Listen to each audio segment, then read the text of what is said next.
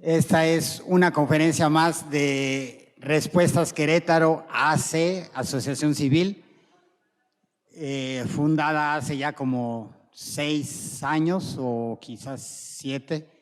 Y hemos venido dando muchas conferencias en todos estos años, no solo aquí, también en universidades y al público en general. Y todas tienen el objetivo de responder alguna pregunta difícil, alguna pregunta interesante. Y esta no es la excepción. Entonces, pues siempre son temas un tanto cuanto complejos, polémicos, en fin, algo así.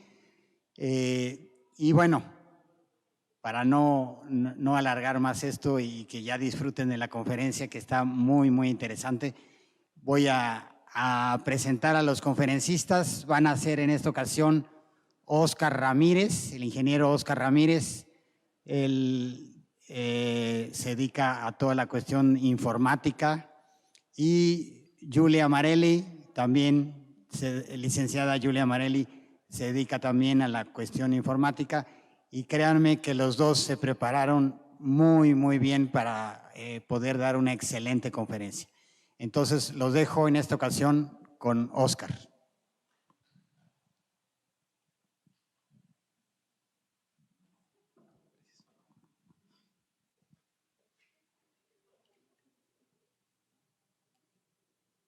¿Qué tal? Muy buenas tardes a todos. Nos da un enorme gusto que podamos estar esta tarde todos juntos para estudiar este tema. Y bueno, antes de comenzar con el tema en sí, antes de revisar la agenda que tenemos esta tarde, queremos un poco contarles el por qué escogimos este tema, ¿no? Para entrar antes de lleno en el tema. Y básicamente había muchas razones.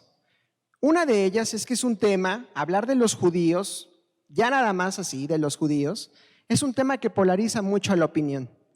Y siempre hay temas que polarizan a la opinión, ¿cierto? Últimamente quizá el que está muy de moda es ¿el virus del COVID lo incubaron en un laboratorio o se creó de forma natural? ¿No? Pero en el pasado han existido. El hombre realmente fue a la luna o lo grabaron en un set.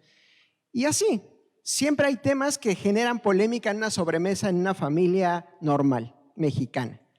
Y los judíos muchas veces es justamente uno de esos temas que genera polémica, porque hay gente que los odia, literal es extremo de odio, y hay gente que los defiende a capa y espada.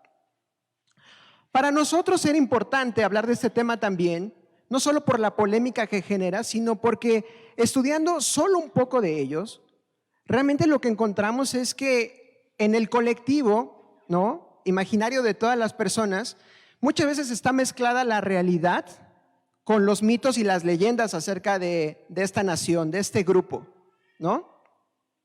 Como que los judíos comían niños, como que los judíos son muy avaros.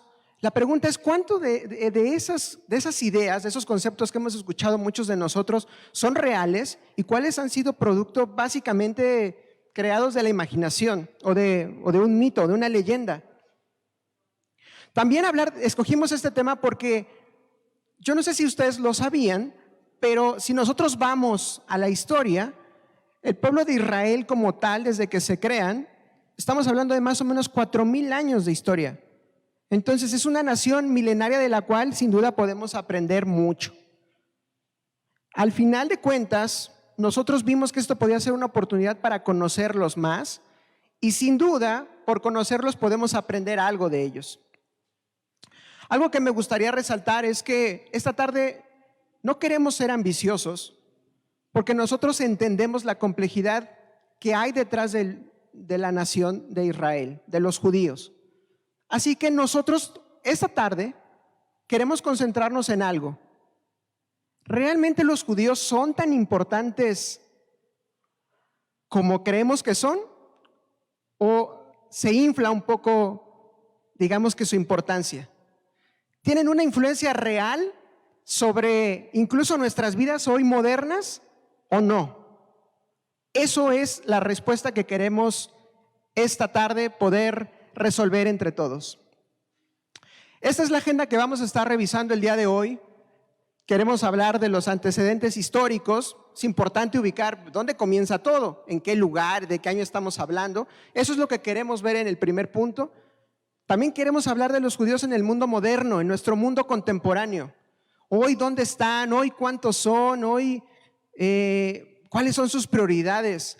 ¿Qué tanto han cambiado respecto a los judíos de la Biblia, por ejemplo? También queremos hablar de su futuro. ¿Cómo ven el futuro? ¿Lo ven igual que, por ejemplo, un mexicano? ¿Qué expectativas tienen ellos? Y finalmente, queremos hablar de cuál, en la opinión, digamos, de Julie, de Fer, en mi caso, que estudiamos un poquito el tema, ¿cuál podrían ser esas dos aportaciones principales de la nación de Israel, de los judíos?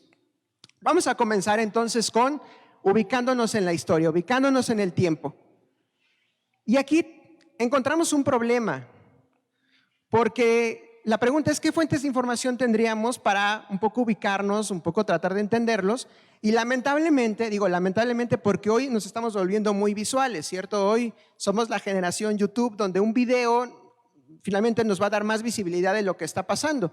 Lamentablemente hace unas semanas, ustedes lo saben, se cayó la línea, un vagón de la línea 12 del metro, y no es lo mismo a que te cuente: hoy se cayó un vagón del metro, a que tú veas las imágenes. Las imágenes son poderosas, nos dejan ver la magnitud del problema y la gravedad.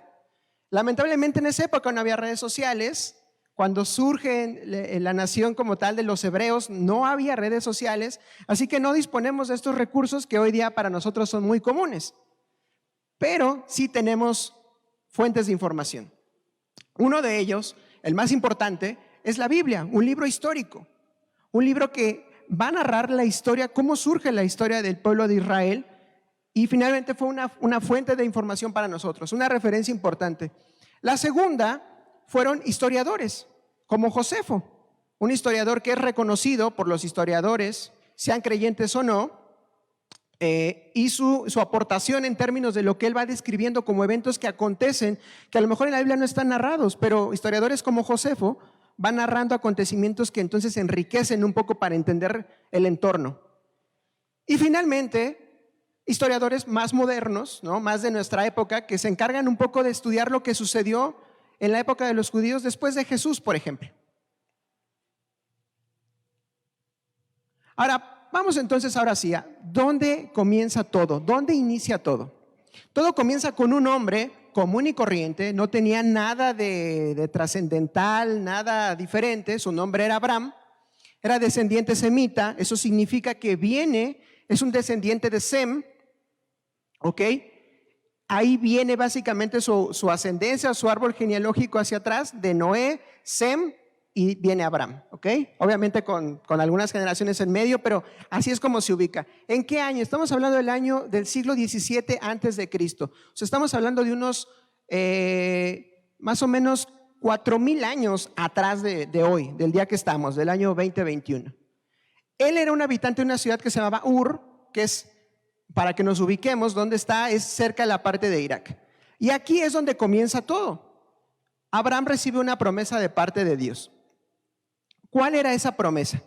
La promesa es, él se encontraba en esta zona, lo voy a señalar de este lado del mapa, pero también lo pueden ver acá, en la parte de Ur, ¿ok? En la parte derecha es la zona en donde él vivía, y básicamente él recibe de parte de Dios la promesa de que él heredaría la tierra prometida, ¿ok?, donde hoy es actualmente Israel, donde se encuentra Jerusalén.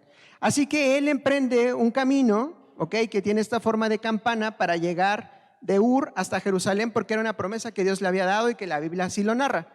Aquí la pregunta es, bueno, ¿y por qué no es un camino en línea recta? ¿Por qué no simplemente llegó así? Bueno, una de las razones es porque la zona geográfica era muy difícil, era un desierto. Así que muy probablemente si él emprendía ese camino, era muy probable que iban a tener problemas de abastecimiento de agua, de comida.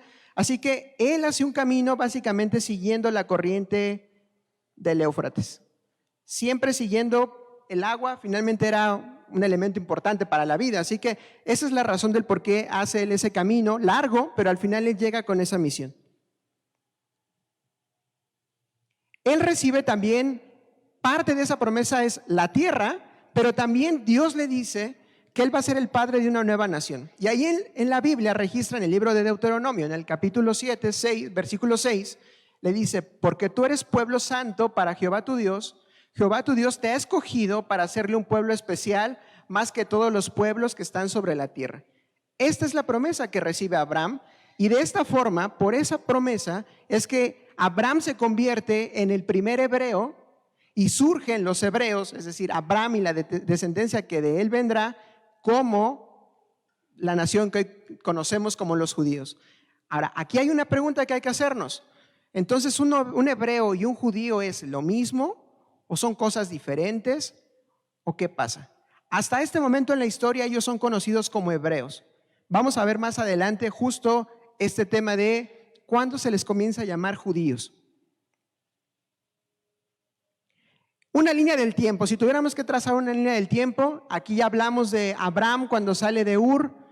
Pasan 500 años y surge otro personaje importantísimo en la historia del pueblo de los judíos, que es Moisés, un libertador. Llega en un momento difícil para el pueblo, son esclavos en Egipto y básicamente él los libera.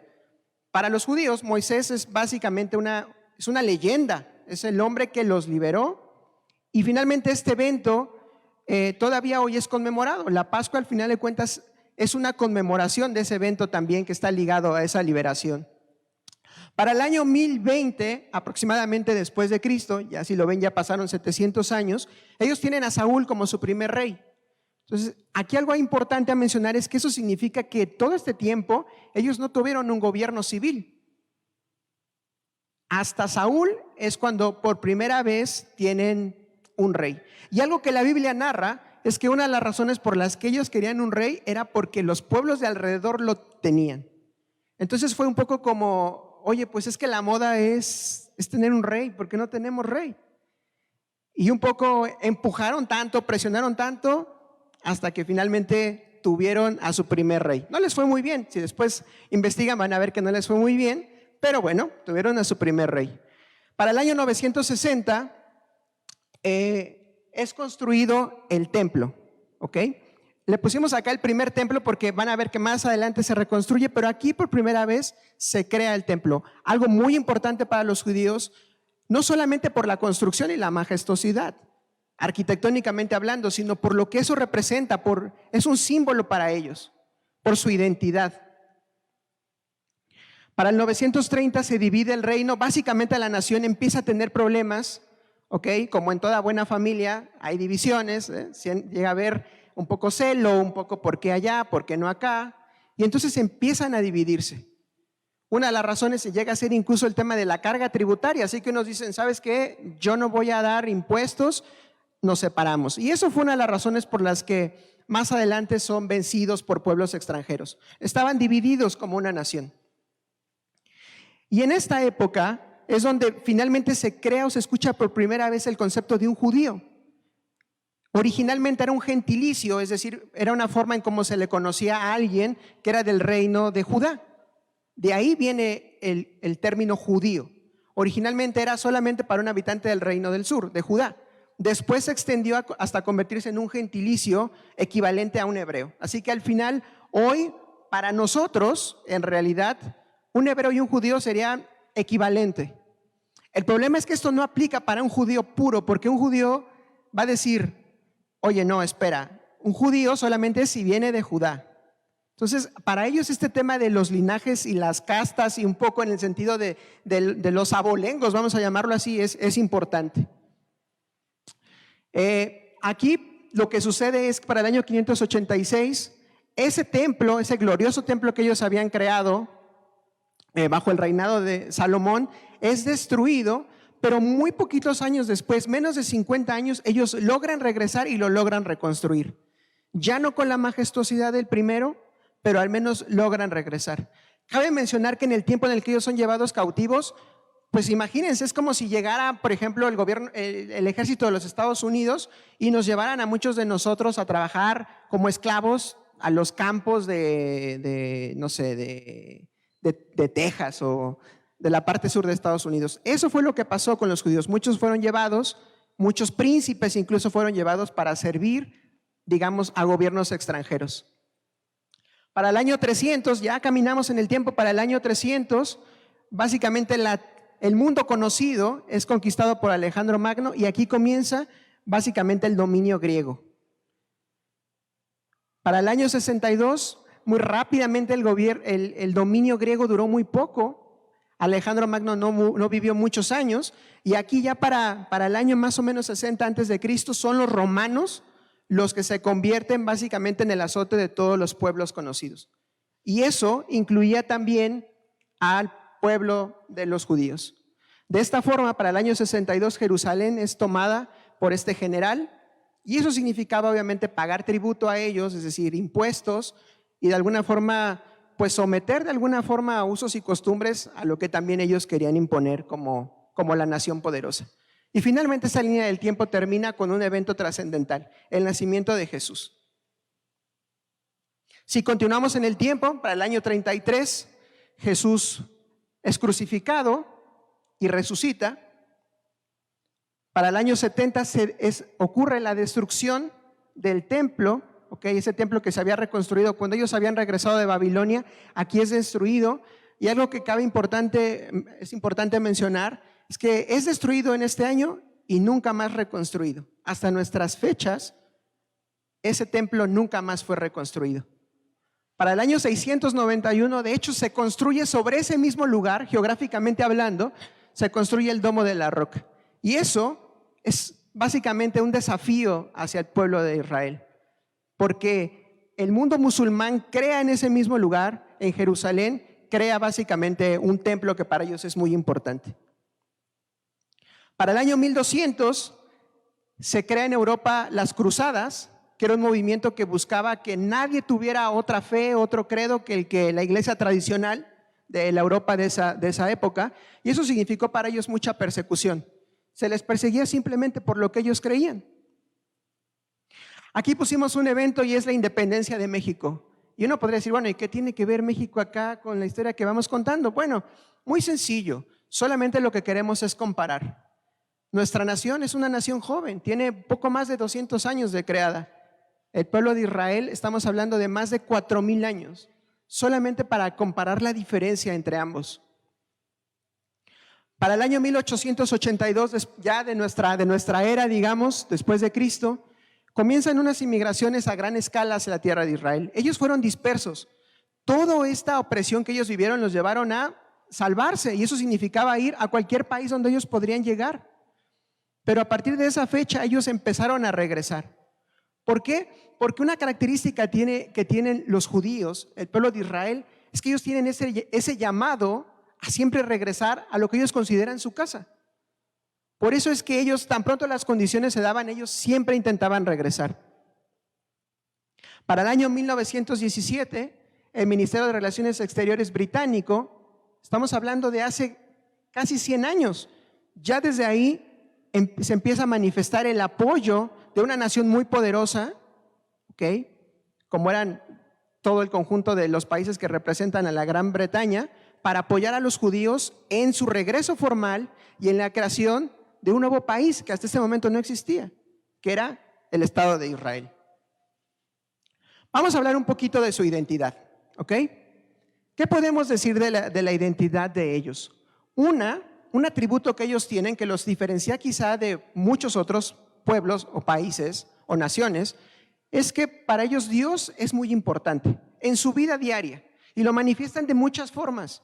Una de ellos, ustedes quizá lo han visto, algunos de ellos portan la kipá, que es un pequeño gorrito, y una de las razones por las que ellos lo usan es porque es una forma, es un recordatorio para ellos de que Dios siempre está por encima de ellos. Reconocen la autoridad de Dios sobre sus vidas.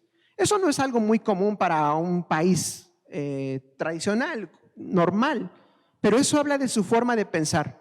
Dios está muy involucrado en su vida cotidiana. Ellos también son una nación que guardan costumbres con mucho celo. Quizá algunos de ustedes lo saben, ellos no consumen alimentos de ciertos animales, entre ellos el cerdo, ¿no?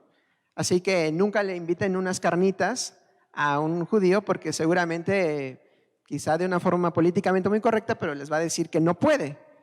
Y ellos lo siguen guardando hasta la fecha. Esa es básicamente para ellos algo que está muy ligado a su fe, como una costumbre, como una tradición también lo podemos ver, pero la guardan, la guardan. Es algo milenario y ellos no renuncian a ello. También tienen ciertos alimentos llamados kosher que de alguna forma tienen, es como si tú vas al súper y ves un alimento como unas tostadas y dicen que son kosher, te habla que al final es un alimento que ya fue validado, por ejemplo, por un rabino y sabe que todos los ingredientes no están en contra, digamos, de lo que ellos tienen como la dieta que ellos deben seguir. La circuncisión, por ejemplo, es todavía algo practicado con ellos. Los niños, después de ciertos días, son circuncidados y se hace una fiesta, y así podemos hablar de muchos más, el Bar Mitzvah y muchas otras celebraciones que hablan de cómo ellos tienen tienen una entidad muy definida en ese sentido, alrededor de esas costumbres. También queremos hablar de algo muy importante, y es una faceta que a lo mejor pocos conocemos de los judíos. Quizás escuchamos, pero poco conocemos en detalle, y es acerca de en el área financiera, ¿ok? Hay una familia muy famosa, ¿ok? Los Rothschild. Los Rothschild, comienza el fundador con Mayer Rothschild, ¿ok? Él es el fundador de esta dinastía que hasta la fecha sigue siendo un mito de su influencia en el mundo. Ahora vamos a ver por qué. Él fue un hijo de un orfebre y un cambista judío, o sea, hacía dos cosas para mantener a la familia. Básicamente esto se desarrolla en Alemania, en la ciudad de Frankfurt, en el siglo XVIII, en un gueto, es decir, ellos estaban ya discriminados en esa época, pero esta familia básicamente empezaron, pues ya saben, con algo pequeño, prestándole a lo mejor al vecino dinero, después fueron aumentando, prestando más cantidades más grandes a más personas, y de alguna forma crean lo que hoy conocemos pues como la banca, ¿no? Como la banca financiera que hoy conocemos. Los judíos estuvieron muy involucrados. Han sido un pueblo que de alguna forma tiene una facilidad para desarrollarse en esa área. Pero ellos fueron incluso, los Rothschild, una familia que fueron más allá de simplemente desarrollar banca privada, es decir, banca para personas. Ellos incluso tuvieron tal influencia que prestaban dinero a los gobiernos.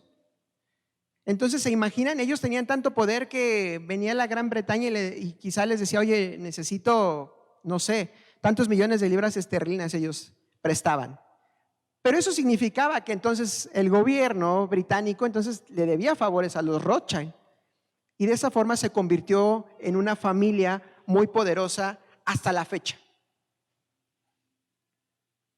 Finalmente, los Rothschild solo son un ejemplo de lo que se crea, un nuevo arquetipo de judío. Siempre se pensaba un judío, vende telas, un judío, pero no, aquí ya se establece un nuevo modelo, un nuevo arquetipo, es el banquero judío.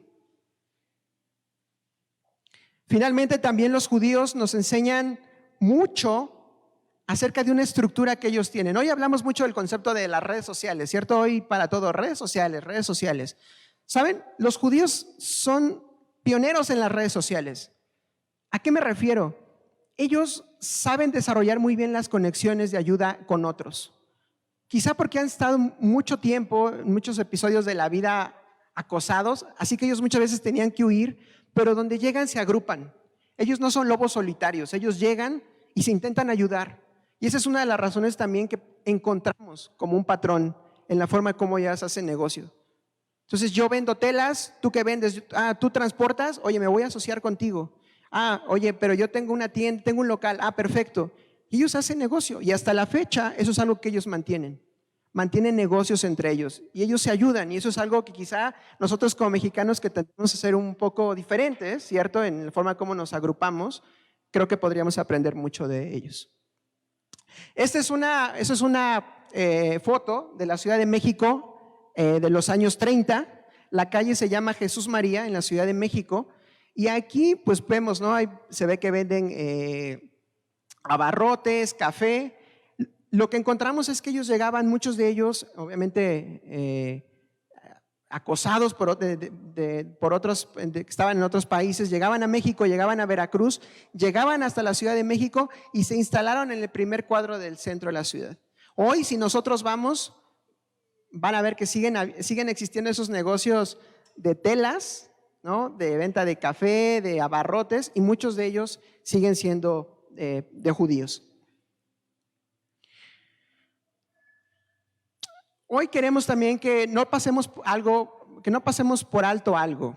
Hoy quizá por Netflix, por ejemplo, ¿no?, que tuvo un par de series hablando de los judíos, muchas veces nos quedamos con la idea de que los judíos son esas personas que traen sombreros de copa negros, visten de negro, tienen su cabello con caireles, pero ellos no son todos los judíos, ellos no representan como tal a la totalidad de los judíos.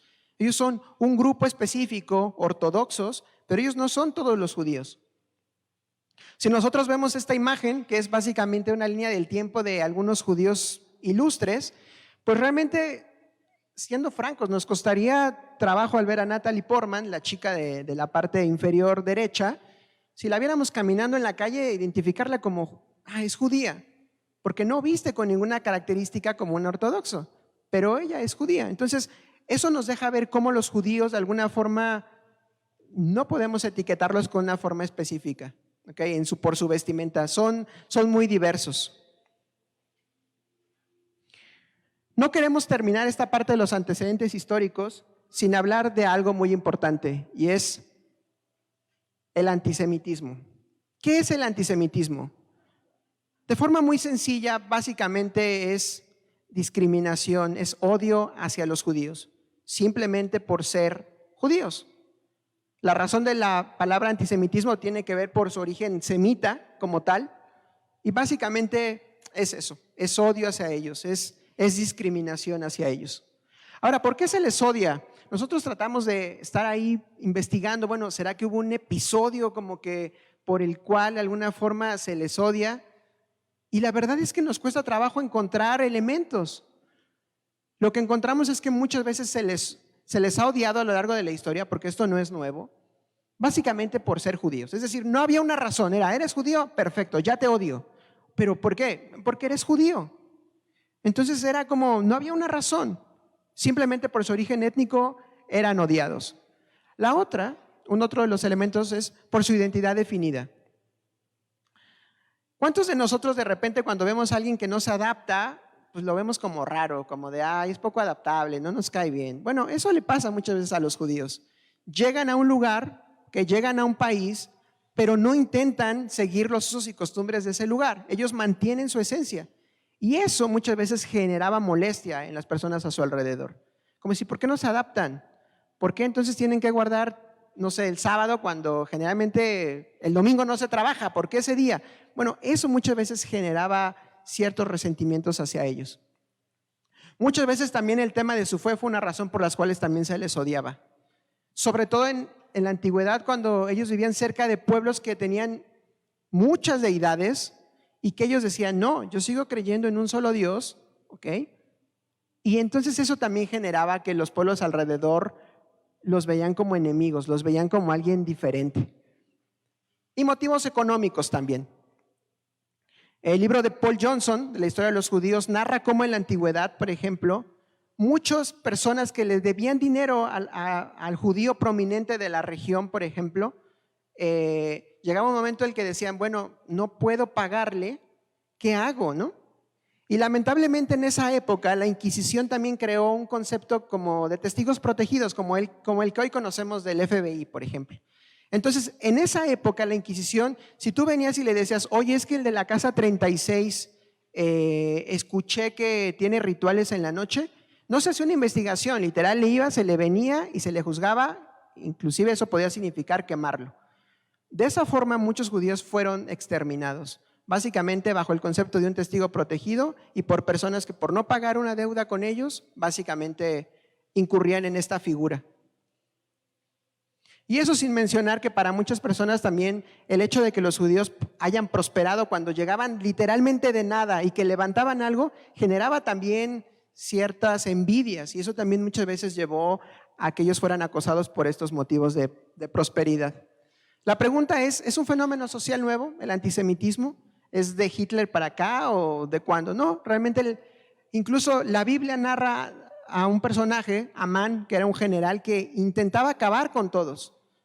Y estamos hablando del año más o menos 500 antes de Cristo. Así que en realidad el antisemitismo ha estado ahí, es muy viejo en realidad, lamentablemente. Hay otro concepto también, los marranos. Ese fue un término con el que se les llamaba a algunos judíos, marranos. Y era como tal, una forma de etiquetarlos de forma despectiva, porque para ellos como judíos el marrano es algo impuro. Así que a algunos judíos se les llegó a llamar marranos. ¿Y saben cuál era la razón? Los judíos que les llamaban marranos eran judíos que se veían obligados básicamente a convertirse a la religión tradicional de Europa, por ejemplo, de la Edad Media. Entonces la pregunta sería, bueno, ¿y por qué lo hacían? Es decir, si ellos no creían en eso, ¿por qué lo hacían? Básicamente lo hacían por sobrevivir. Básicamente lo hacían porque si tú eras judío en la Edad Media en Europa, no podías, por ejemplo, ir a la universidad, o tus hijos no podían ir a la universidad por ser judío. O si tú ya estabas trabajando, no podías aspirar a tener una promoción, un ascenso, porque eras judío. Así que muchos judíos realmente lo que hicieron fue convertirse, digamos, de forma solamente a los ojos de los demás, pero realmente ellos seguían siendo practicantes en la casa, en la intimidad. Y esto fue básicamente una presión social a la que ellos se vieron sometidos.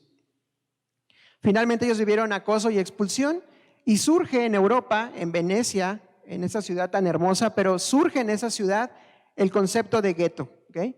En la foto que pueden ver en la parte inferior, casi no se alcanza a ver, pero en esta parte hay un pequeño puente y tenemos todo un casco, ¿okay? En la parte central. Este es donde ellos los mandaban a vivir. Eso significa, imagínate que a ti tuvieran que sacarte de tu casa, que tanto te ha costado levantar, amueblar, vámonos, se tiene que ir a un gueto, que va a ser una zona, un barrio, solamente donde van a estar ustedes, no sé, en Colón. Y ahí nos vamos a ir a vivir, hacinados, ahí vamos a estar. Y cerraban las puertas en la noche. Finalmente, ellos experimentaron este acoso por parte de muchos gobiernos e instituciones también. Ok, queremos continuar hablando ahora de los judíos en el mundo moderno y le doy la palabra a Julie para que continúe.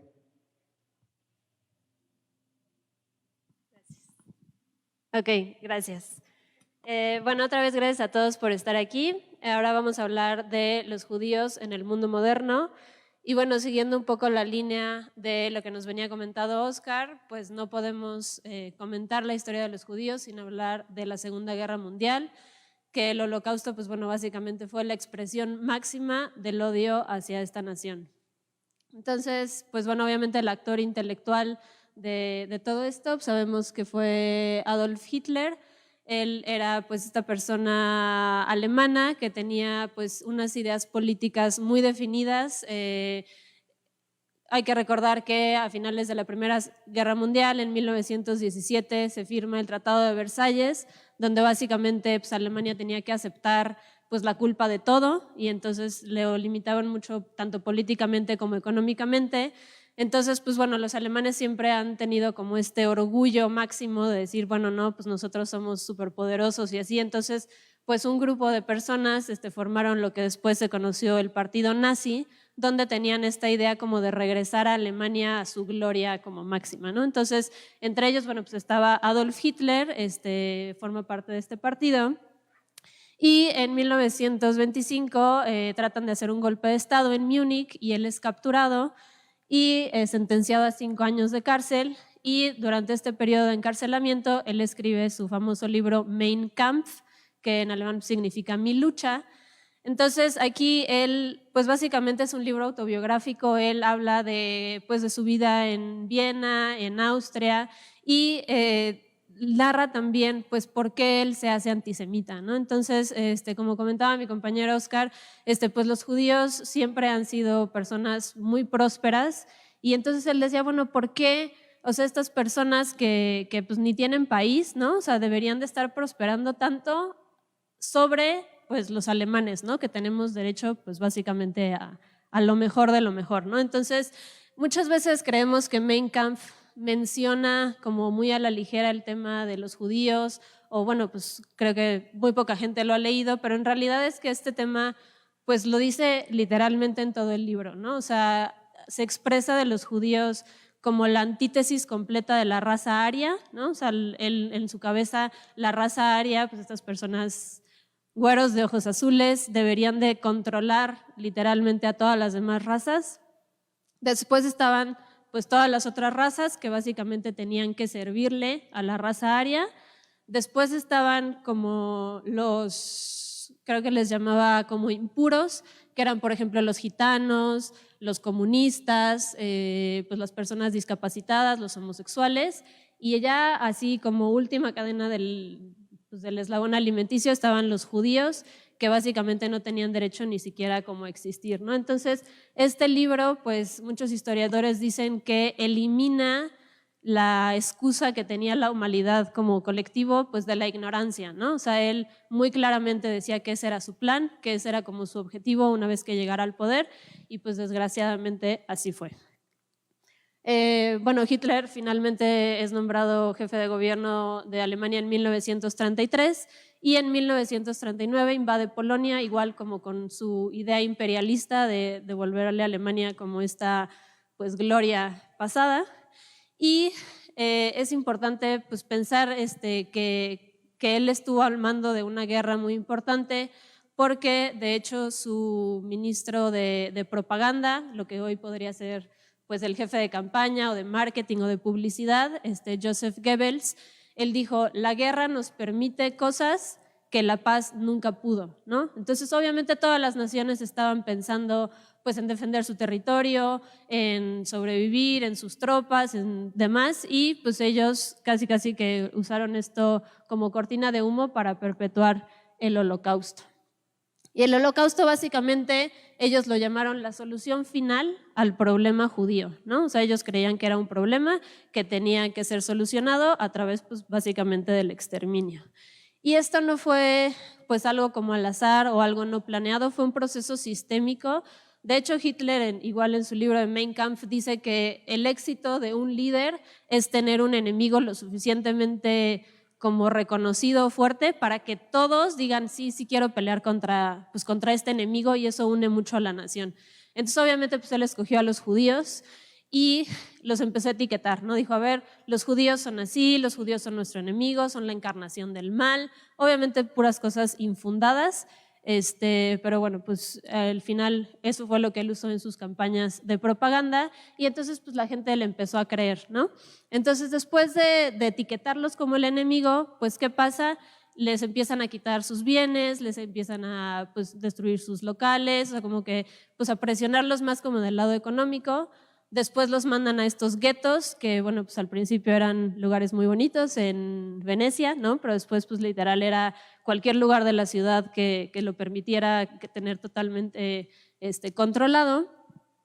Y su último paso pues era ya sea el exilio del territorio alemán o el exterminio, ¿no? Entonces, pues bueno, las cifras oficiales dicen que en esa época había 16.5 millones de judíos en el mundo, de los cuales pues 6 millones, igual como por cifras redondeadas, creo que no es una cifra que podamos saber con exactitud, murieron durante el Holocausto, que le equivalía más o menos al 40% de la población judía, ¿no? Entonces, pues obviamente para hacer esto pues se hizo toda una red de más o menos 25,000 establecimientos exclusivamente dedicados pues a este fin, ¿no?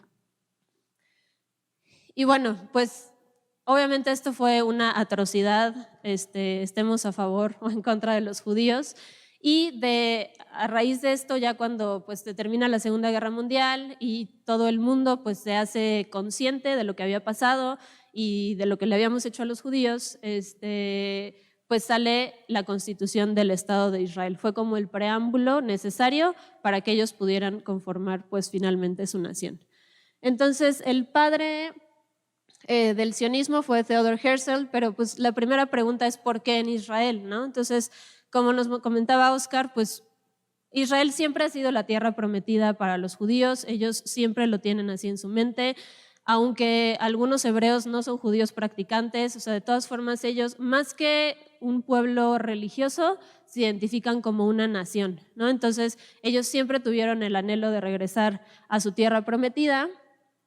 Y pues bueno, Theodor Herzl era un periodista austrohúngaro a finales del siglo XIX y él pues también estaba experimentando muchísimas oleadas de antisemitismo, los acosaban y bueno, pues todo lo que ya nos comentó Oscar, pues él lo estaba viviendo, entonces dijo, bueno, a ver, o sea, yo estoy aquí, pero pues esta no es mi casa, o sea, aquí no me quieren, o sea, pues ¿por qué estamos soportando cosas que cuando en realidad nosotros tenemos un derecho de tener un territorio, pues porque somos una nación, ¿no? Entonces, pues él acuña el término sionismo, sionismo porque Sion es otro nombre bíblico para Jerusalén, y entonces, bueno, pues ya se empieza a tomar forma o a tener ya pues muy clara como que este anhelo colectivo de los judíos por regresar a su tierra.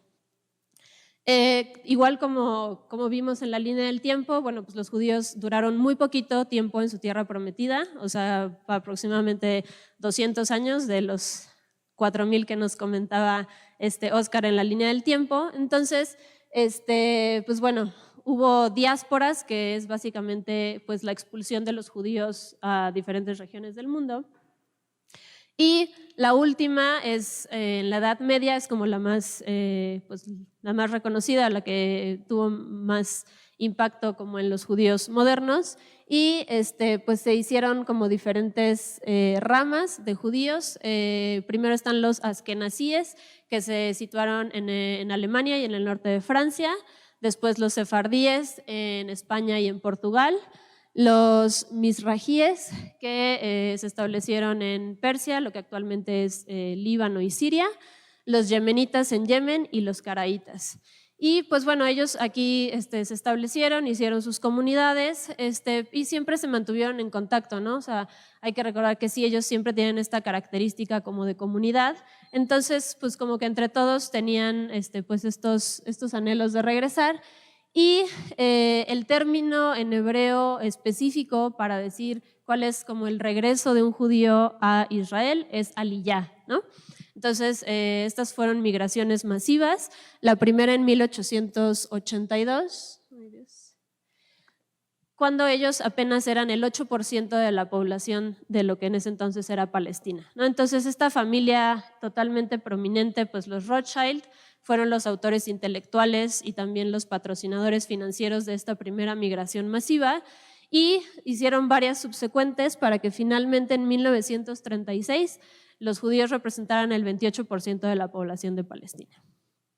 Entonces, con estos antecedentes, pues bueno, ya podemos ver que todo estaba listo, ¿no?, para la constitución del Estado de Israel. Por un lado, la familia Rothschild totalmente financiando y poniéndose de acuerdo con el gobierno británico, la declaración de Balfour, que es este primer ministro de Relaciones Exteriores, la carta que él escribe pues va dirigida a un miembro de la familia Rothschild y le dice, amigo, pues ya nos pusimos de acuerdo, y la corona pues finalmente dice que sí, vamos a poder apoyarlos en su anhelo de restablecerse como una nación.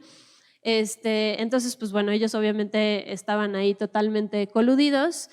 Entonces se termina la Segunda Guerra Mundial y pues los judíos sobrevivientes al Holocausto salen en calidad de refugiados de Alemania y de otros países, se suben a estas embarcaciones con destino a su tierra prometida, ¿no?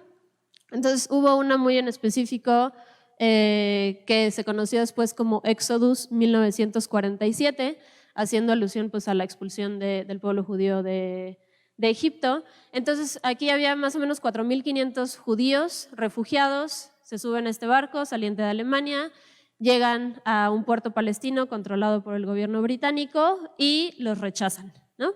Entonces los mandan a Francia. Los judíos obviamente indignados dicen, bueno, pues no nos vamos a bajar, hicieron una huelga de hambre durante 3 semanas y entonces esto empezó a agarrar muchísima atención de los medios internacionales. Obviamente pues todo el mundo estaba indignado y Francia dijo, pues sorry, o sea, pues no es mi problema político, ¿no? Entonces los voy a mandar de regreso a Alemania, y esto fue lo que ya dijeron todos, bueno, pues esto es el colmo, obviamente, pues cómo los vas a regresar de donde están saliendo como refugiados. Tenemos que ayudarlos, y la comunidad internacional dijeron, bueno, vamos a llevar esto a la recién formada ONU, ¿no? Entonces la ONU, en su intento de hacer las cosas de una forma política, dice, ok, voy a designar a 11 países que no tengan nada que ver con este conflicto, y se forma la UNSCOP. Había países como Checoslovaquia, como Perú, y ellos, pues de la mejor forma que pudieron, dijeron, ok, este es el territorio y así lo vamos a dividir, ¿no? Entonces esto se llevó a votación a finales de 1947 y la resolución fue que el 14 de mayo de 1948 se podía fundar el Estado de Israel, y efectivamente así fue. Entonces aquí en este mapa podemos ver cuál era el plan, ¿no? O sea, como lo que la ONU había propuesto. La parte azul o morada, como la vean, era el territorio hebreo, la parte verde o amarilla, el territorio palestino, y Jerusalén, por su importancia pues, religiosa para pues, las 3 principales religiones monoteístas del mundo, iba a ser designado como territorio internacional. Entonces, obviamente los palestinos pues, que vivían en Israel pues, estaban muy indignados, y esto resonó pues, con otras naciones árabes como Egipto, Irak, Transjordania, y les declaran la guerra literalmente al día siguiente que se constituyen como país. Y bueno, pues Israel, respaldado por algunas potencias como Estados Unidos, gana la guerra, y no solo eso, sino que se adueña de todo lo que ahora es pues, esto azul, ¿no? La franja de Gaza se pase como parte de Egipto, y esto se anexiona a Jordania. Y bueno, les podría contar mucho, pero bueno, son muchos cambios de fronteras, muchas guerras, para que finalmente lleguemos a este último mapa, que es la parte oscura, pues es el territorio oficial de Israel. La parte como clarita es, pues en teoría es territorio palestino, pero está gobernado por Israel. Y las manchitas verdes pues son el territorio palestino, que sí está gobernado por los palestinos, ¿no? Entonces, de este conflicto pues podemos resaltar esta oposición permanente de la comunidad árabe. Se forman en esta primera guerra las IDF, que son las Fuerzas Armadas de Israel, que todos pues conocemos y admiramos. Y pues para la comunidad musulmana y la comunidad de Medio Oriente está el Nakba, que es la expulsión de 750,000 palestinos de sus tierras al momento de formar la nación de Israel. Y bueno, en la actualidad pues sigue siendo tierra sagrada para el judaísmo, que está el Muro de los Lamentos. También para el Islam está la mezquita de Al-Aqsa y también el Domo de la Roca. Y para el cristianismo, pues bueno, está ahí lo que fue la tumba de Jesucristo. En 2017 hubo también un conflicto muy fuerte, porque el presidente Donald Trump traslada su embajada de Tel Aviv a Jerusalén, así como en este intento de decir Jerusalén es la capital oficial de Israel, ¿no? Entonces, obviamente esto pues, no puede ser, porque seguimos en la teoría de que Jerusalén es un territorio internacional. Entonces, bueno, desató toda una serie de problemas. Y pues bueno, finalmente en estos meses, o literalmente en este mes, se desató un gran conflicto. Como podemos ver, pues no es un conflicto nuevo, no podemos ponerle así, esta fue la razón del conflicto de ahorita, pero lo que se conoce normalmente es que el gobierno israelita quiere desalojar a algunas familias palestinas de un barrio llamado Sheikh Jarrah. Y pues esto generó mucha indignación y quieren pues una excusa, ¿no? Para regresar a la guerra. Ahora, en la parte de judíos en la actualidad, pues bueno, son 14.7 millones de judíos, esto con datos del 2015, de los cuales el 48% está en Israel y el 40% está en Estados Unidos. Entonces, muchas veces vemos, bueno, ¿por qué Estados Unidos está tan involucrado, ¿no? En lo que pasa en Israel y les apoya y así? Pues bueno, pues obviamente los judíos tienen un peso, ¿no? Importante en Estados Unidos, lo que hace pues, que estas dos naciones estén muy ligadas entre sí. El resto está distribuido en aproximadamente 14 países. En México tenemos alrededor de 60,000 judíos. Y pues bueno, el antisemitismo moderno sigue muy vigente. Como tal, en 1965 la Iglesia Católica, el Vaticano, decidió publicar pues, documento o esta declaración llamada Nostra Aetate, que significa en nuestros tiempos, que básicamente dice que no se les puede responsabilizar a los judíos colectivamente por la muerte y crucifixión de Jesucristo. Entonces este es como el primer puente como para limar asperezas entre estas dos religiones, y muchas más pues siguieron como el ejemplo de la Iglesia Católica. El antisemitismo, bueno, pues siempre ha estado, pero hubo un repunte importante en el 2013, principalmente en Europa, y una organización sin fines de lucro hizo una encuesta, y de los encuestados el 40% dijo que había sufrido una discriminación en Internet, el 19% en la calle o en espacios públicos y el 5% en su trabajo. Y aquí en la esquina superior, inferior derecha, están estas dos personas. Si estuvieron viendo la toma del Capitolio de Estados Unidos a inicios de este año, estaban estos pues, grupos extremistas, ¿no? Que estaban inconformes con el resultado de la elección, y este tiene una playera que dice 6MWE, que básicamente es 6 million wasn't enough, o 6 millones no fueron suficientes, refiriéndose obviamente pues, al Holocausto, y pues este señor con su sudadera de Camp Auschwitz. Entonces, pues bueno, desafortunadamente el antisemitismo resuena con muchos grupos extremistas actuales, y pues se cuelgan este enemigo pues para tener un poco más de fortaleza en sus luchas. También, bueno, pues encontramos personas extraordinarias como Albert Einstein, Oppenheimer, Niels Bohr. De hecho, ellos representan el 0.2% de la población mundial, sin embargo han ganado el 20% de premios Nobel emitidos desde sus inicios, ¿no? Entonces, obviamente, estas son personas pues que brillan, ¿no? En cualquiera de las disciplinas que están. Han ganado premios Nobel de Economía, de Física, de Química, de Medicina, hasta premios Nobel de la Paz pues, por estos judíos que intentaron resolver el conflicto entre Palestina e Israel, y también en el Medio Oriente. Después también tenemos pues, personas un poco más del ámbito pues, filosófico o también un poco político, como Sigmund Freud, Karl Marx o Trotsky. Y bueno, ya en el ámbito pues, de la cultura popular, a todos los que nos gustan las películas, pues bueno, tenemos a nuestra querida Frida Kahlo, ¿no? Que es orgullosamente mexicana y también de ascendencia judía. Está Natalie Portman, Woody Allen, y bueno, pues todas estas personas que conocemos y reconocemos, y muchos también pues podemos llegar a admirar. Entonces, bueno, ya vimos de dónde vienen, dónde están, y ahora pues qué sigue para ellos, ¿no? En su mente, en sus anhelos, en pues su plan de vida. Y ellos tienen una esperanza muy clara del futuro. De hecho, ellos no usan el mismo calendario gregoriano que nosotros. Ellos van en el año 5781, es pues, su calendario hebreo, y su historia no está partida en dos, pues porque ellos no reconocieron a Jesucristo como su Mesías, ¿no? Entonces, para ellos la línea del tiempo sigue. Entonces, esto no significa que no estén esperando realmente un Mesías, ¿no? ¿Pero por qué? O sea, ¿por qué el pueblo judío necesitaría un Mesías? O sea, ¿por qué lo esperan? Y bueno, pues como nos enseñaba pues toda la historia y todo lo que hemos visto hasta ahora, pues ellos siempre han sido un pueblo oprimido, ¿no? O sea, no necesitan un Mesías porque son súper especiales o porque Dios los ama, sino porque pues ellos dicen, bueno, pues Dios nos escogió, pero también sabía que íbamos a estar oprimidos durante tanto tiempo, y por eso necesitamos a alguien que venga y nos libere.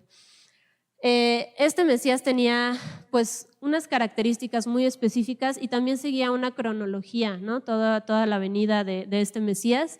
Iba a ser una persona pues que el Espíritu de Dios estaba sobre él, muy autoritaria, y pues la cronología era, pues primero iban a pasar un periodo de gran tribulación, después iba a venir como el anuncio de que llegaba un Mesías, finalmente llega el Mesías, limpia las naciones impías, restablece Jerusalén, une a todos los judíos en Israel, y empieza su tan anhelada era mesiánica, que básicamente es pues, una era de paz y prosperidad, donde también pues, se conoce y se reconoce a Dios en todas las naciones, ¿no? Entonces, para ellos, era pues, una cosa tras otra, ¿no? O sea, no había una pausa, no había nada, porque para ellos la interpretación de las Escrituras es pues como que muy directa, todo tiene pues un destinatario visible de aquí y ahora, entonces pues por eso ellos pues no reconocen a Jesús como su Mesías, porque no cumplió pues todos esos siguientes pasos, ¿no?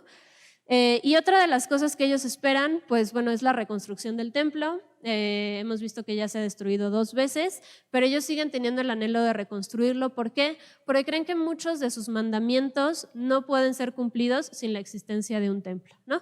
Y obviamente pues el impedimento, aparte de muchos otros, pues es que debería de ser construido encima del Domo de la Roca, que actualmente está pues gobernado por los musulmanes.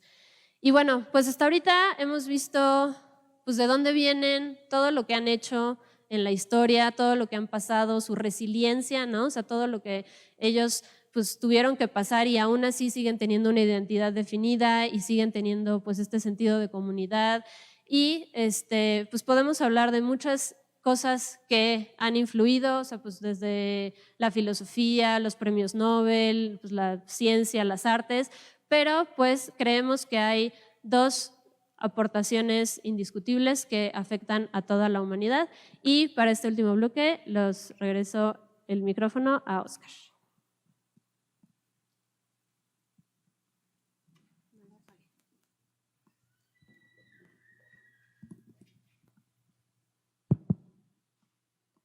Bueno, pues estamos ya terminando, pero nos gustaría cerrar este bloque justo con lo que decía Julie, de si tuviéramos que meter a una licuadora toda su historia, todo lo que han hecho, ¿qué saldría? ¿Qué saldría qué tendría ese licuado si lo tuviéramos que ver de esa perspectiva? Nosotros encontramos 2. Creemos que hay 2 aportaciones de los judíos a la humanidad, te caigan bien o no te caigan bien, que no podemos pasar por alto. Y el primero es la Biblia. Encontramos esta información, ¿okay?, que básicamente lista los 10 libros. Obviamente por temas de la imagen solamente estamos mostrando aquí 5, pero hasta abajo están completos los 10. Los 10 libros más vendidos, esto es lo que se conoce como los famosos bestsellers, de los últimos 50 años y cómo estamos ahí en ese tema. En los últimos 50 años, para que se den una idea, de acuerdo a este análisis, que obviamente no puede ser tan exacto, pero nos da una idea, ¿okay?, de cuánto se vende la Biblia. Son aproximadamente en los últimos 50 años casi 4,000 millones de ejemplares, ¿okay?, en los últimos 50 años. El libro que más se le acerca, pero está muy por abajo, se llama el libro Citas del presidente Mao Zedong. No sé cuántos de ustedes lo han leído.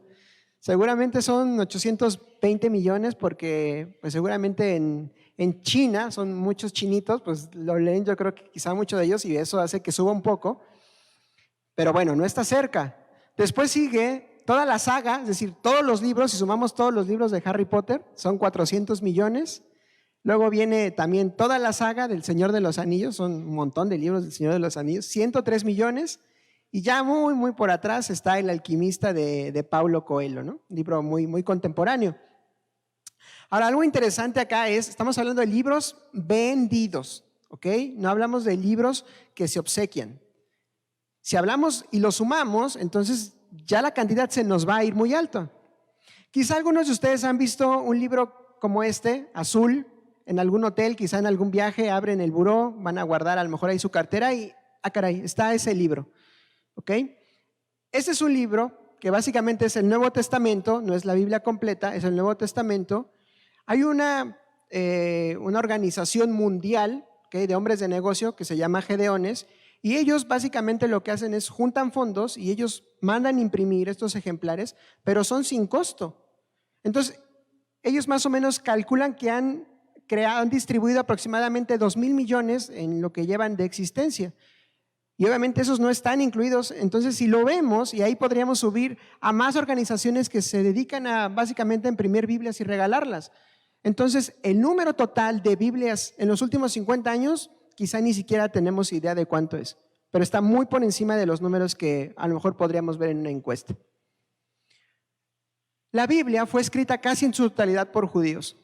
Solamente hay un escritor griego, Lucas, pero el resto estamos hablando de judíos. La Biblia básicamente es un documento que tiene una herencia que involucró más de 1000 años. Y aquí es donde surgen algunas preguntas que queremos dejarles esta tarde a todos ustedes. ¿Es la Biblia un libro común? ¿Es la Biblia como el libro de los consejos de Mao Zedong o no? ¿Tiene algo diferente? ¿Por qué es el más vendido? ¿Será que es una coincidencia? ¿O hay algo detrás de ese libro que lo hace poderoso, que lo hace vigente? Y justamente esto, ¿por qué sigue siendo tan vigente? ¿Por qué hoy, en el año 2021, la Biblia sigue estando ahí y no hay forma, no aparece ningún libro en los últimos tiempos que parezca desbancarla del libro más vendido? ¿Qué tiene ese libro que es capaz de transformar a sus lectores? Esas son preguntas que tendríamos que hacernos. Y por la importancia de la Biblia, el poder que tiene sobre las personas para cambiarlos, para transformarlos, es por eso que hemos categorizado a la Biblia como una herencia de los judíos, como una de sus mayores aportaciones para la humanidad, por el impacto que ha tenido para nosotros y para muchas personas. Queremos hablar del segundo, y no por ser el segundo significa que menos importante. Jesucristo. Y la pregunta es Jesucristo, ¿fue Jesucristo simplemente un carpintero? ¿Hijo de un carpintero? ¿Solamente eso era Jesús? ¿Qué tanta influencia tuvo? Y aquí, esta pregunta puede derivar en muchas cosas. Mucha gente va a decir, no, sí, fue un revolucionario, fue un adelantado a sus tiempos, fue un visionario, fue un gran maestro. Y podríamos ponerle muchas etiquetas. ¿Cuál le pondrías tú? Para ti, ¿quién es? Ahora, algo interesante acá es que no se trata de lo que tú pienses. No se trata de tú cómo lo clasificarías. Lo importante acá es recordar básicamente cuáles eran las credenciales que él mismo decía tener. Y aquí, una de ellas, que no es la única, pero en la que yo me quiero concentrar esta tarde, una de las credenciales que Jesús decía tener de sí mismo era el Hijo de Dios. Y esa es quizá la credencial que más le cuesta a los judíos reconocer. La que más, ellos te pueden decir, sí fue un buen maestro, sí fue un profeta, Hijo de Dios. Pero sabes, esa es la credencial que Jesús espera de cada uno de los habitantes de la tierra. Jesús nos habló de su misión en la tierra. Nos contó que Él tenía que venir a nacer como un humano para morir algún día, para pagar por la deuda que cada uno de nosotros habíamos contraído por nuestro pecado. Eso es lo que la Biblia nos narra. Nos mostró también el amor de Dios. A través de Jesús nosotros podemos conocer a Dios, que nadie le ha visto, pero a través de Jesús sí.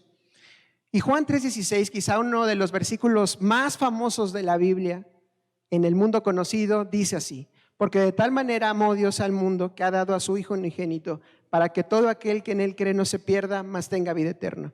Esa es la esencia de lo que fue Jesús y de la razón por la que vino. Esta tarde queremos dejar esto también, los judíos y la gran paradoja que hay alrededor de ellos. Y para que entendamos, vamos a poner un ejemplo. Si yo hoy te preguntara, ¿quién es el mexicano más relevante en la historia? ¿Tú quién dirías? Quizá muchos vamos a pensar en Benito Juárez, ¿no? Vamos a decir, no, sí, Benito Juárez es el primero que nos va a venir a la cabeza. Otros, a lo mejor los más deportistas, vamos a pensar en el pentapichichi mexicano, Hugo Sánchez. Y otros, a lo mejor van a decir que el presidente, y aquí va a causar, ¿no? Pero cada quien tiene el suyo. Pero ahora, ¿qué pasaría si hacemos esta misma pregunta a los judíos? ¿Cuál sería su respuesta? ¿Sabes? Muchos de ellos dirían, Abraham, claro, fue el padre de nuestra nación. Moisés, el libertador. Elías, David, Salomón. Ya si pensamos más para acá, no, Steven Spielberg. Y empezarían quizá, muchos hablarían de, para ellos, ¿quién podría ser el judío más relevante? La gran paradoja de esto es que quizá muchos judíos incluso dirían, ¿relevante? Sí, Jesús, sí es un judío relevante para la historia de nosotros como país, como nación. Pero sabes, la gran paradoja es que los judíos no reconocen a Jesús por lo que Él es, por lo que Él dijo que era. Lo reconocen por otros atributos. Y esa es la gran paradoja de ellos, que también puede ser a veces la gran paradoja de nosotros. Reconocer a Jesús por la influencia que él tuvo, por decir, sí, partió la historia en dos, es un hombre importante, pero que en tu vida personal no lo reconozcas por lo que él era, por su identidad como hijo de Dios. ¿Sabes? Jesús, básicamente lo que él es eso, es el puente. Es un puente que vino a religar lo que estaba roto entre el hombre y Dios. Finalmente, la pregunta con la que empezamos esta tarde: ¿influencia real o subjetiva sobre la humanidad? Los hechos hablan por sí solos, ¿cierto? Son un pueblo con características e identidad propia que han influido en la humanidad antigua y también en la contemporánea. Su mayor aportación a la humanidad por su impacto en nuestras vidas, la Biblia como un testimonio que habla acerca de Dios y su trato para el hombre, y también Jesús como un puente que nos reconcilia con Dios. Fue un placer haber estado esta tarde con ustedes. Muchas gracias.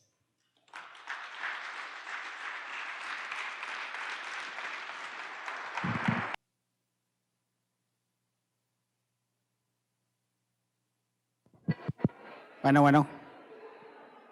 Muy bien, pues vamos a continuar entonces. Si quieren pasar a tomar asiento, y si alguien tiene todavía su pregunta, la puede pasar. Ok, entonces vamos a dar respuesta a las preguntas que nos mandaron. Si quieren tomar asiento para dar inicio.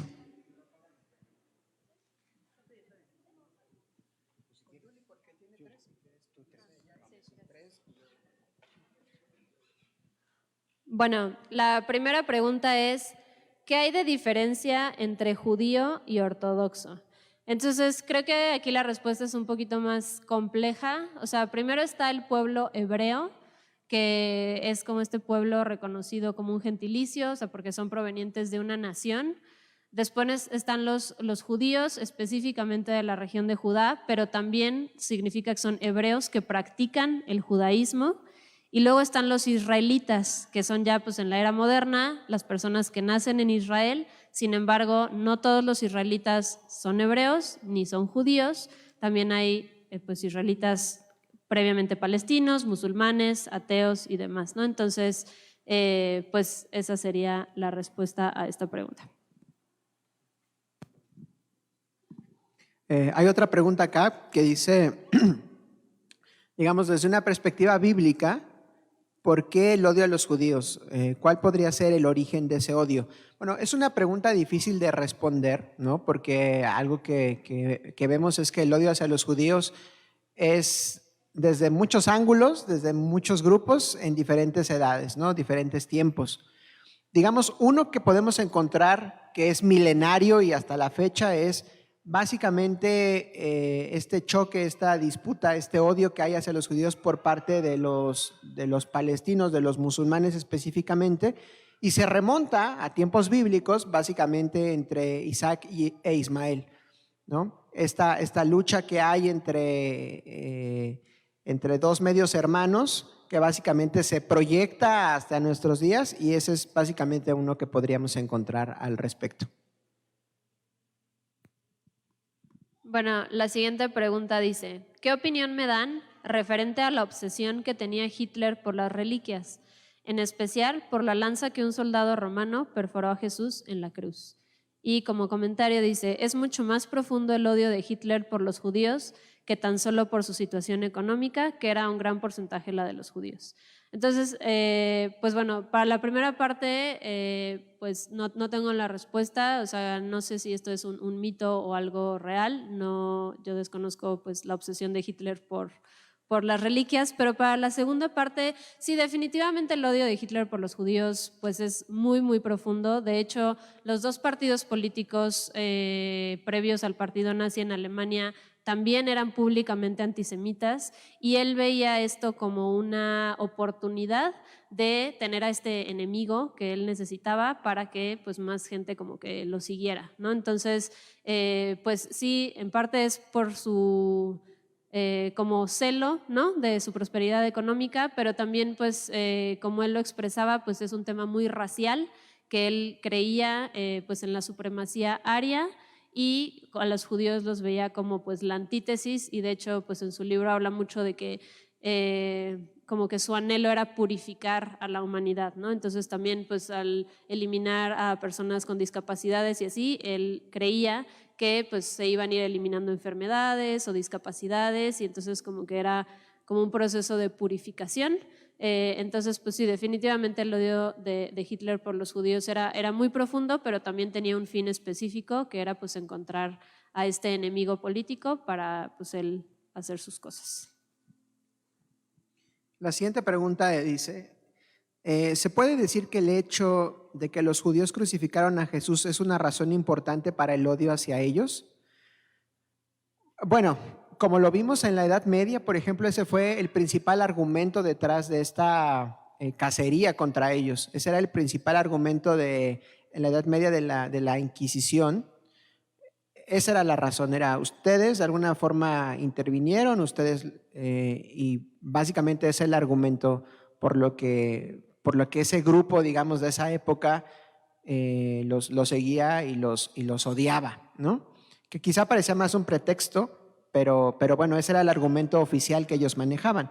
Lo que es un hecho es que si lo recuerdan en la historia, vimos que no es que a partir de Jesús comienza, digamos, este odio hacia ellos. Es decir, ya desde el 500 estamos hablando de Amán, y atrás podemos encontrar otros ejemplos. Entonces, realmente el odio hacia ellos está arraigado no solamente a ese evento que ocurrió, sino en realidad es algo que está más en el pasado.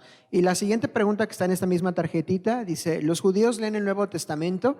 Bueno, algunos grupos sí lo leen, porque algunos grupos, de hecho, creen que realmente Jesús sí es el Hijo de Dios, lo reconocen como tal. Son una minoría, eso también es una realidad.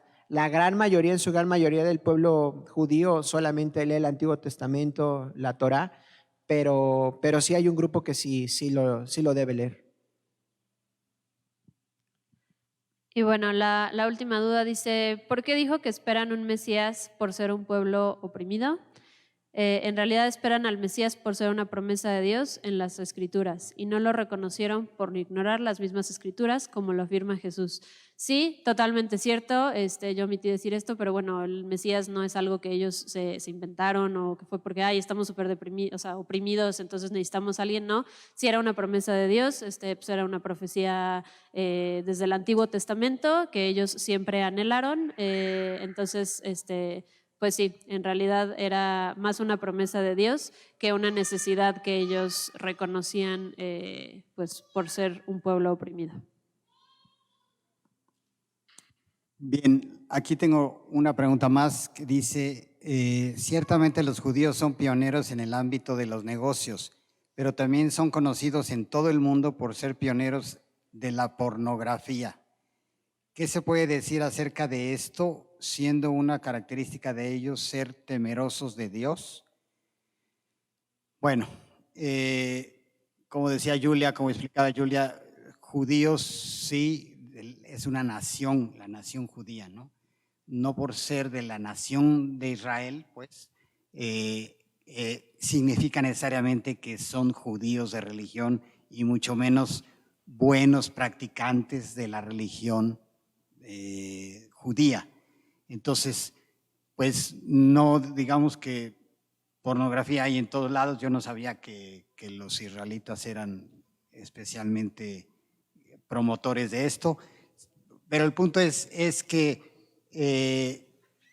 quien podría estar no haciendo pornografía, pues sería el verdadero judío, el que cree realmente en Dios y el que sigue la Torá, si bien es cierto que no el Nuevo Testamento, pero sí el Antiguo.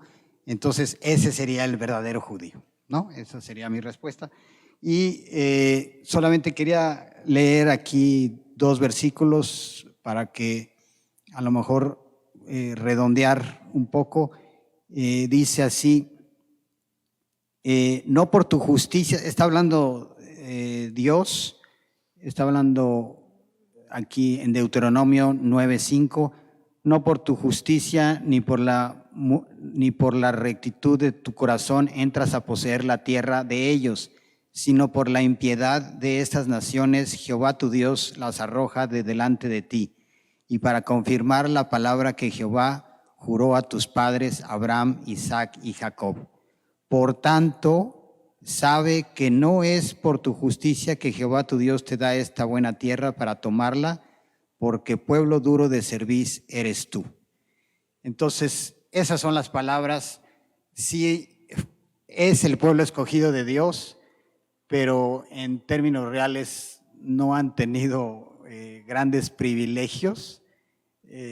Bueno, sí, el privilegio de ser los protectores de la Biblia, el privilegio de ser el pueblo que Dios usó para traer a Jesucristo. Esos dos privilegios ya los comentó Oscar, son enormes, pero desde otro sentido, pues les ha ido como en feria. De todos los 4,000 años que hablaba Oscar de vida del pueblo de Israel, estuvimos haciendo las cuentas, un poco más de 200 años han sido libres y soberanos. Los demás 3,700 han estado oprimidos por Egipto, por Babilonia, por Asiria, por Medo-Persia, por Grecia, por Roma, después por Hitler, en fin.